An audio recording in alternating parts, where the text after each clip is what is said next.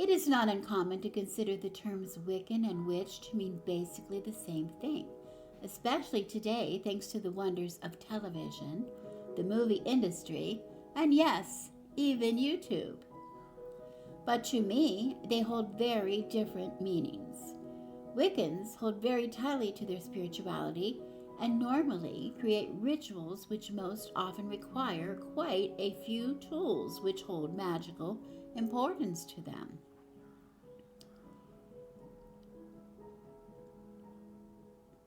Special candles represent the god and the goddess, and often the elements when space is limited. Athame, altar stone, sword, scourge, bell, aspergillum, salt, cakes, special deity statue, flowers, chalice, signature incenses, and wands all assist them in some way during the ritual. Their altars generally look the same with each ritual, with only minor adjustments made, determined by the circumstance for holding the ritual. A witch's spell table rarely, if ever, looks the same. It is set with the items needed to enhance the magical purpose of a particular spell. Candle colors are often chosen based upon color correspondences rather than the traditional colors used for a particular Wiccan ritual. Special incense blends, oils, or even collected waters are often chosen for the power they may bring to a witch's particular spell. These tools are generally common items on hand: available herbs, homemade oils or incense, hand-fashioned poppets or purses or witch's jars. The list is as long as a witch's imagination will allow. My own spells are often left to raise the energy that will ultimately be released over a period of many hours, sometimes days. This is often the reason I chose to have a spell table which is separate from my altar, so it remains available to me for other use. Greetings, welcome to Crone House. I recently had a question from a viewer that I promised to answer on my next video, and so I'm going to be doing that now. I think it's a question that maybe a lot of you might be interested in, to see what I have to think about it. I don't know. But she asked me, could you practice Wicca as a solitary witch, or is Wicca only a coven-based practice? Very interesting, I thought. Okay, my short answer to her is yes, you absolutely can practice Wicca as a solitary witch. Have at it, enjoy it. My second short answer would be also yes, Wicca is most often a coven-based practice. Does that even make sense? I don't know if that's even true, but I do know that most Wiccans who are covened believe it to be so, that Wicca is reserved for coven use. Not all, but many believe that to be true. They take it very seriously. Well, so what's the answer? Well, of course, you can see clearly it depends on who you ask. But since I was asked, I'm going to offer an answer to this viewer based on my own personal experience. I'm sure there are a lot of witches and a lot of Wiccans out there who will have a different answer than I do, but since I was asked, I'm the one that's going to answer. This is my opinion only, so I don't need any witches or any Wiccans coming after me. Are we clear? Okay, I have some notes. I have notes because I wanted to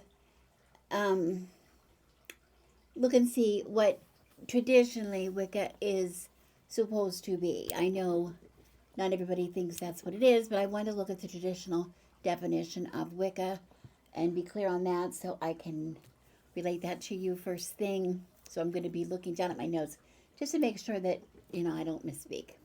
This is general information given about traditionally the beliefs of Wiccans. Okay, doesn't apply to all of them. But first of all, the most important point to be made is that Wicca is a religion. It's a religion. Yes, I said it. It is a religion. It is very serious to Wiccans that is part of who they are. Okay.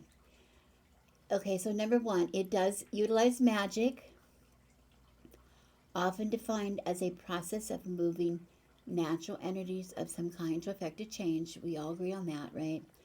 But the point is, Wicca is in fact, a recognized religion that embraces magic.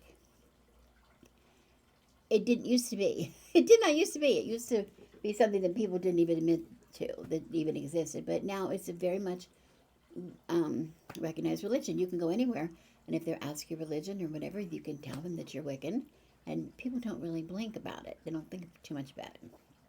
Okay. But if you are set out, this is an important part to understand.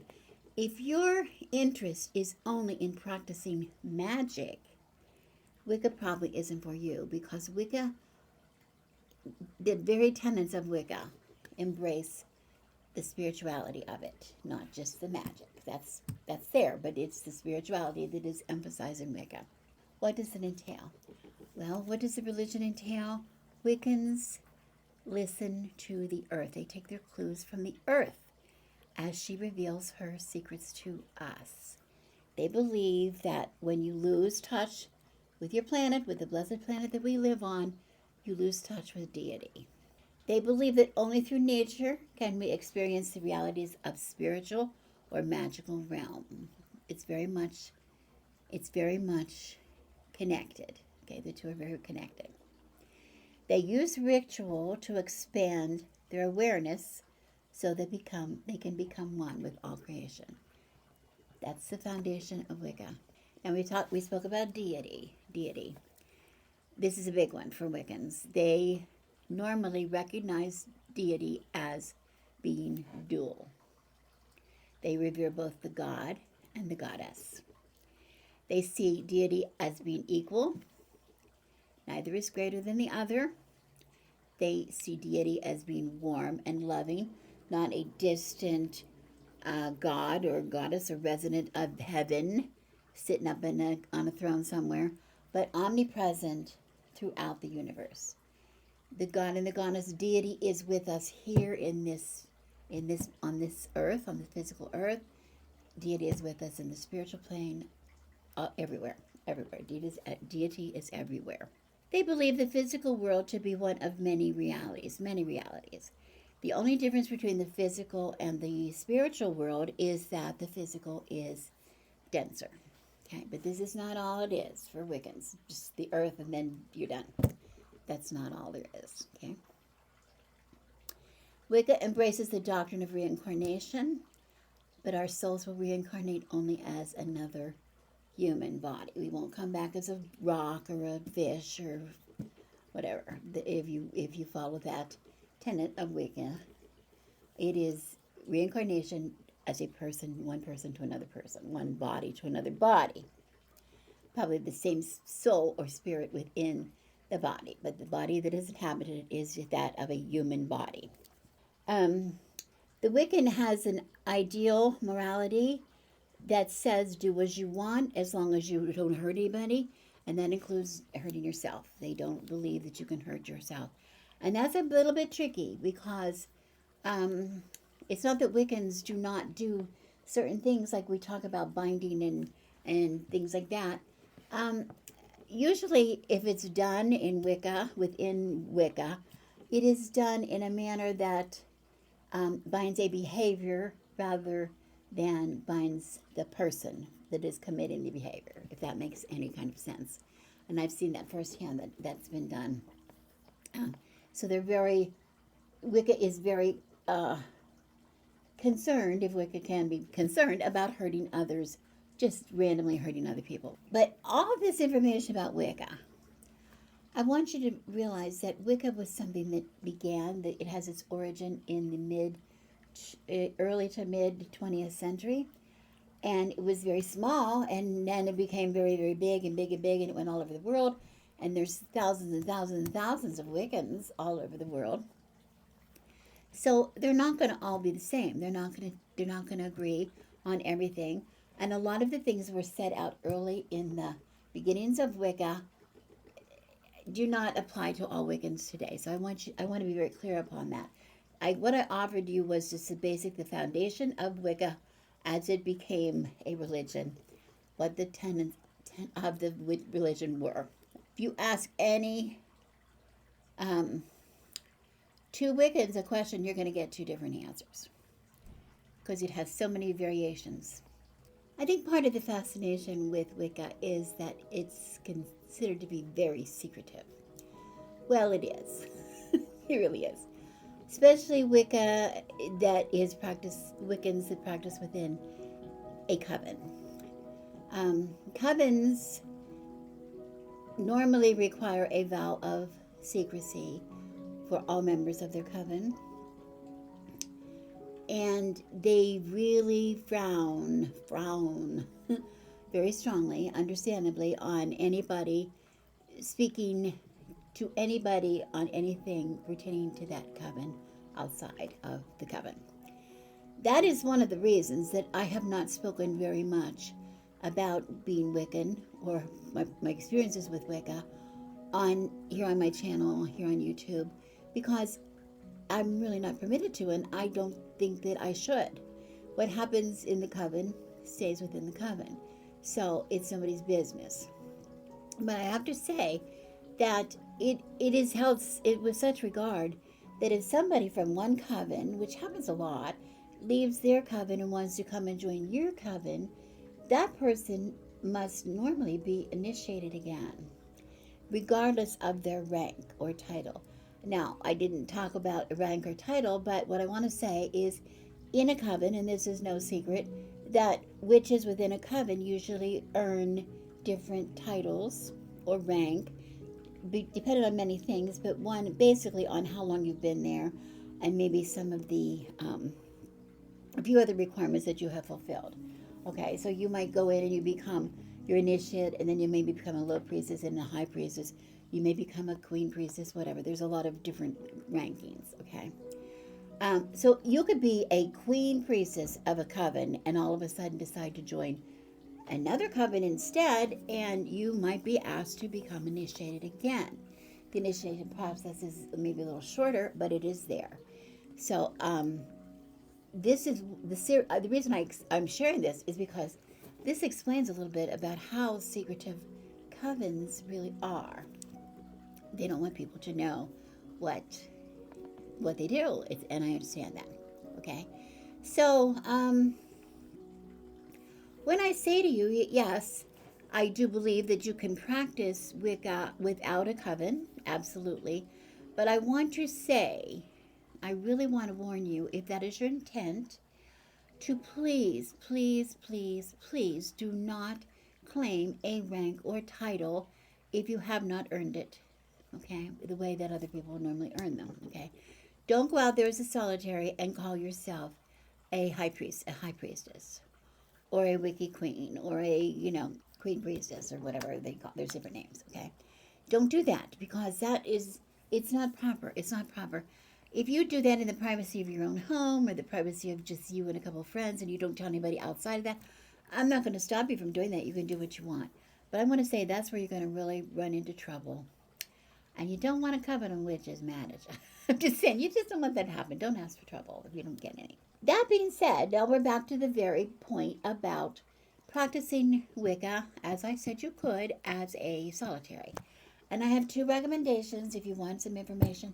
And I recommend books, which I don't normally recommend books, but I'm recommending a few books because one of the things is it's hard to get information from Wiccans because of the very fact that they're secretive, and also by the fact that a lot of them really do recognize that what they do is not maybe what other people do, so they don't really like to share that necessarily. But there's no surprise, the first book I'm going to recommend is Grimoire for a Green Witch by Moura. And this is the only book I think I've ever recognized. I've only recommended on my channel. I think so. I don't know. And it's for a Green Witch. This isn't even for Wiccan. This isn't for Wicca, whatever. But the reason I recommend this is it has so much information on, it's very, the Green Witch, in her understanding, is very much leaning toward a Wiccan ideology. So, in the fact that revering the goddess and the god, and recognizing the wheel of the year, and quarters and cross quarters, and such things, and the altar, the tools that use on the altar. So it's really helpful. It's really helpful. There's some things in here for ideas for, I think, I'm not sure. Tells you how to like cast a circle, and there might be, I don't know if there's information on self-initiation in here or not. I really can't tell. It's a long time since I really looked at it. Okay, but plus it has a lot of other information that's really useful if you're new to any kind of witchcraft. Any kind. This is really helpful. It's like the encyclopedia of everything in one book. Okay. The second book I'm going to recommend, maybe not very popular with a lot of people. It's kind of popular with me because this is by Scott Cunningham, and this book is called Wicca, a Guide for the Solitary Practitioner. This is exactly what the viewer was asking about. Wicca, a Guide to the Solitary Practitioner. And a lot of people find Scott Cunningham, this was written like in the, I don't know, 1970s or something. I don't know, a long time ago. Scott Cunningham passed quite a few years ago. But I know about this book because Scott Cunningham has a relationship with the person, the witch that's in my lineage as far as Wicca goes. Okay, so she had a personal relationship with him and revered him so much, and it was recommended. And I think it's a good book, a good general knowledge book. A lot of it is going to be outdated, remember. It's been written so many years ago, 50 years ago, I don't know, 40, 50 years ago. So it's going to maybe be outdated, but the bases of Wicca are still in the book. So you maybe, I would recommend it if you want to learn more. It's a good place to look. I believe I've spoken quite a few times about how the good man and I attended what we called public rituals quite a few years ago. They were more or less public. They weren't completely public, like open to anybody out in the park, but they were, you could attend. You had to be invited, but you just had to really request the invitation, and that was a matter of safety and privacy. And you could attend, and we attended, for several years. I don't know how many years, pretty regularly with these rituals. They were lovely, and they were led by a high priestess, a Wiccan high priestess, and she was assisted in the rituals by members of her own Wiccan coven. Now, the rituals that she held with her coven and the rituals that she held with us in the public forum were not the same. They were absolutely not the same. Her coven experiences were private, like you would expect, but she did a lot, and a lot of people had a really great time attending these rituals. There was one major difference I might want to point out, that most covens, I hate to speak for all covens, I just don't want to do that, but it's very common for covens to celebrate mostly aspects, the cycles of the moon each month. They usually, you've heard of the harvest moon or the storm moon or the, whatever. They have different names for moons. And they have different energies. And most of the activities in Wiccan covens revolve around celebrating the moon energies. They meet 13 times a year at least, maybe sometimes longer. But also that doesn't mean that they do not recognize the Sabbats or the points on the wheel, like in what we just had, Ostara coming up, Litha, etc., Yule, Samhain. Yes, they do. And we would have, but the public rituals, well, first of all, I want to say that my experience with covens was, yes, we did recognize those, But every month, there's not a Sabbath, first of all, every month, but every month there's a moon. And the moon has activities and the different activities that would affect us. And so that's basically what we concern ourselves with commonly. But we did always, of course, incorporate acknowledgement of the Sabbaths. Well, when we had the public rituals, those were based entirely, pretty much entirely on the energies of the Sabbath. I think that's where I really got my true love for the Sabbaths and how different the energies were. Because, of course, she, being the high priestess, already had her celebrations with the Esbats, with her coven. These were celebrations, these were acknowledgments of the Sabbaths. Okay. That was the focus. Okay. Now, during those rituals, we didn't do a lot of spell work, but we did activities. We call them activities. First of all, she did normal Wiccan things. I want to say that first. She had an altar that was basically set up like we would think it would. The quarters were set up. It was a very large room in a woman's temple, so it was really those quarters were always set up. But every time we had a ritual, we cast a circle. She cast a circle. They called the quarters. Just like you would expect. Like, I don't know if you would expect it, but just like we would expect at any kind of a Wiccan ritual. Okay. Now she sometime within that ritual, we did an activity that was appropriate for the season that we were in on the Wheel of the Year. Now those weren't. She didn't really call them spells. They weren't really called spells because they really weren't spells, but they were things that we created, items that then we could take home and use them to create our own spells. And often she would give us some suggestions, some written instructions if we wanted to do a certain spell.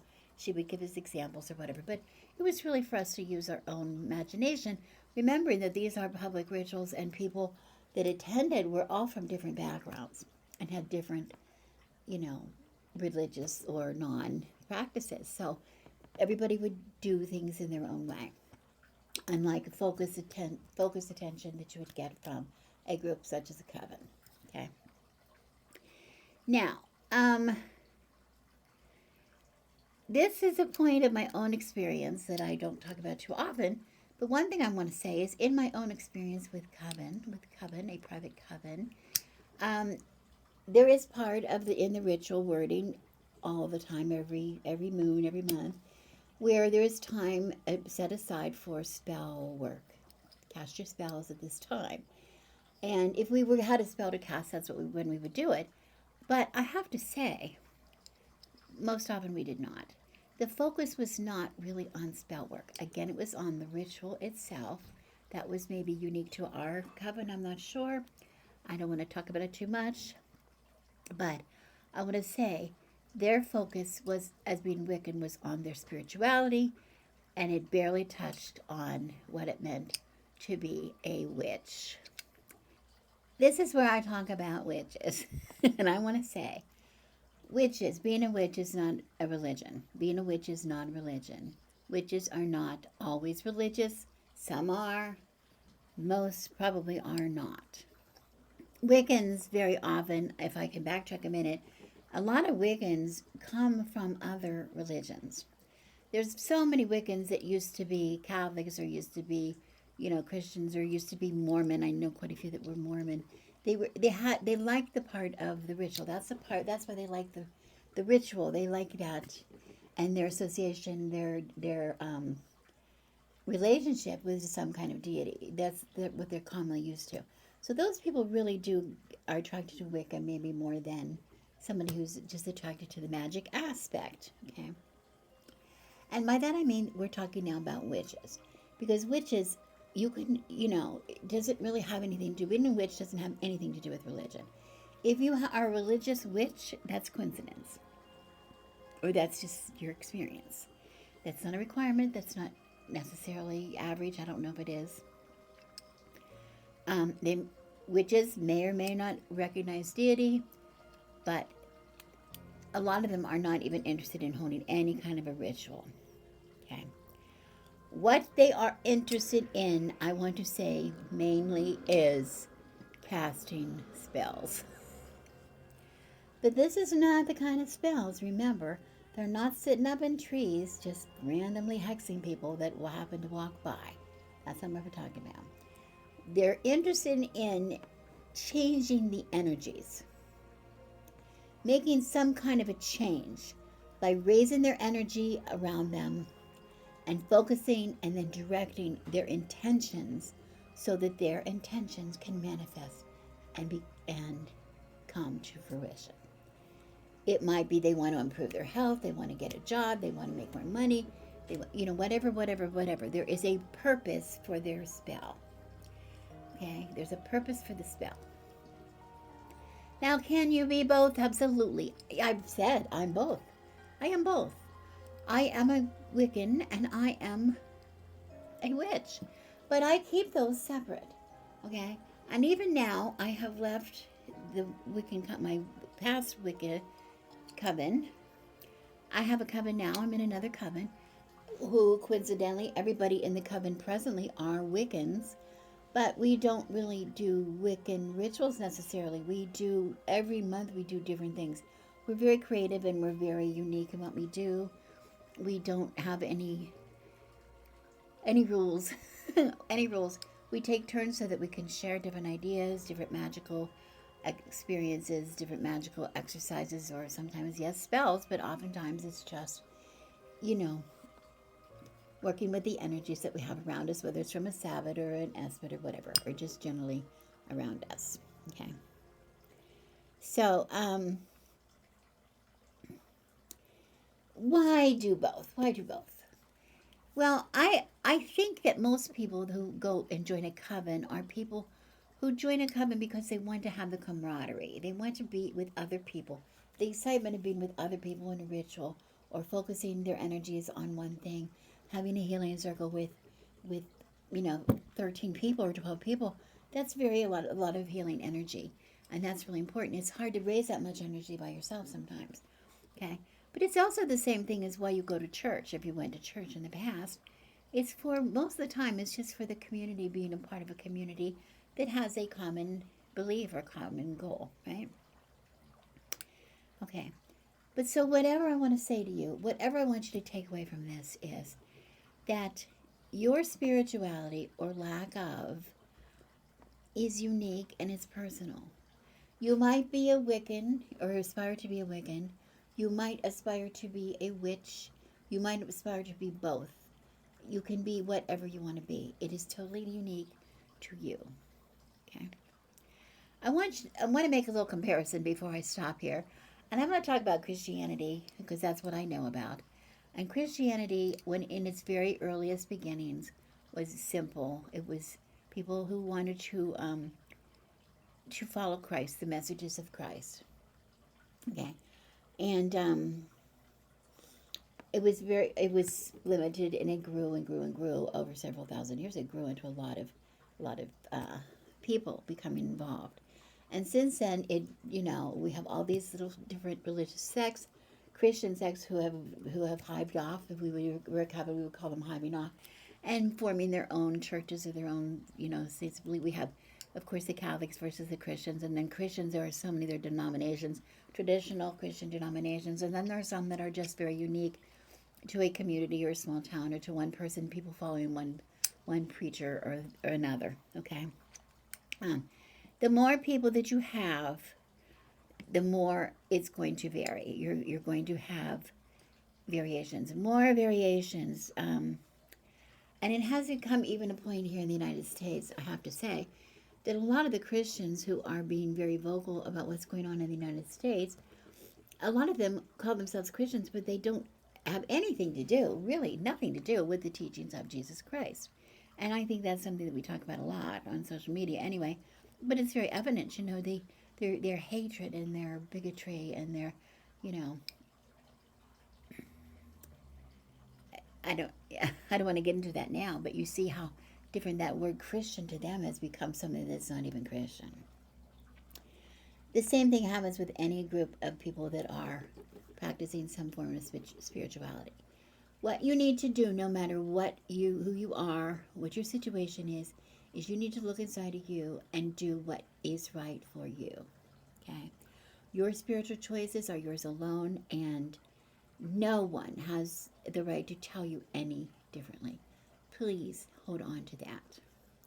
Thank you so much to the viewer who asked the question and inspired the video. I hope I was helpful. Hope I helped you at all. I'm not sure if I did, but I hope I did. And to the rest of you, thank you so much. If you watched to the end, well, bless you. Bless you. I really appreciate it if you did. Okay. Um, I'm Rebecca, and I wish you all blessings.